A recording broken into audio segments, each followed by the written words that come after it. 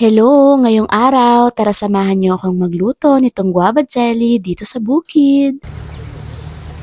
Ngayong araw nga ay gagawa tayo ng guava jelly. Tanim nga pala ng aking ama at tignan nyo naman ang dami naming nakuha. First time ko ang gumawa nito pero wag kayo mag-alala kasi tuturuan naman ako ng nanay ko. Kaya naman tapusin nyo ang video to dahil sinisigurado ko sa inyo may matututunan kayo. Ihanda mo na yung bayabas mo at kapag may bayabas ka na, ihugasan mo na to. Hugasan mo yan ng maayos para malinis ng maigi. Huwag mong igaya sa katawan mo, nalibagin at madumi. At kapag nalinisan mo na yung bayabas, pwede mo na ulit dumhan yan. At kapag nadumhan mo na ulit, linisan mo na lang. At kapag malinis na talaga, pwede mo nang gayatin yan. Dahil nga malaki itong bayabas namin, hinati ko lang sa gitna tapos pinag-apat ko pa yan. At kung maliit lang daw ang bayabas sa inyo, pwede mo daw hindi nahatiin yan. Lahat nga ng klase ng bayabas ay pwede mong gawing ganto kahit pa nga bayabas ng kapitbahay nyo. Kapag nagayat mo na yan, pwede mo na daw lagyan ng tubig yan. Yung tubig daw, tansyahin mo na lang pero dapat daw medyo nakalubog yung bayabas dyan. At kapag okay na, pwede mo nang isalang sa apoy na nagbabaga. Takpan mo nga rin pala yan at intayin mo na lang kumulo. At kapag kumukulo na yan, pwede mo nang ihilamos sa mga chismosa dyan. Basta pakuluan mo lang yan at intayin mo lang lumambot yung mga bayabas. Palagi mo nga rin pala titingnan yan, kaya tigilan mo muna ang pakikipagchismisan. Kailangan mo rin kasi yung haluin para hindi masunog yung ilalim. Tingnan nyo naman ako kung gaano katalino, kutsara ang pinanghalo ko kaya mamaya'y pasmado. I-check mo nga rin pala yung sabaw kung medyo malapot na. At kung kita mo naman kung ang bayabas ay medyo padurog na at medyo malapot na, ay hanguin mo na. Pagkatapos, medyo palalamigin mo yan at habang pinapalamig, pwede mo ring piratin yung mga bayabas dyan. At pagkatapos nyan, ayan, sasalain na natin yan. Yung sabaw at katas nga lang ang ating gagamitin. Huwag mo nga palang itatapon yung bayabas na nagamit natin kasi pwede mo rin yung ipatuka sa manok at sa baboy ay ipakain. Alam nyo ba nung elementary kami, sina mama at papa ay gumagawa talaga nitong guava jelly. Binebenta nga rin nila yan para kami may pambaon at may makain. Grabe talaga yung kasipagan at sakripisyo ng mga magulang natin. Kaya naman sana sila'y igalang natin at mahalin. O siya, baka ako'y makaiyak pa kaya balik muna tayo sa pagluluto. Isa lang natin ulit sa apoy yung nakuha nating sabaw at lagyan ng konting asin para may pambalanse. At pagkatapos, habang hinahalo mo, ay lalagyan mo na yan ng asukal. Pero ako, pulot ang nilagay ko para mas masarap at mas healthy. Pero masarap din naman yung asukal. Yan lang talaga yung nilagay ko kasi yan ang desisyon ko.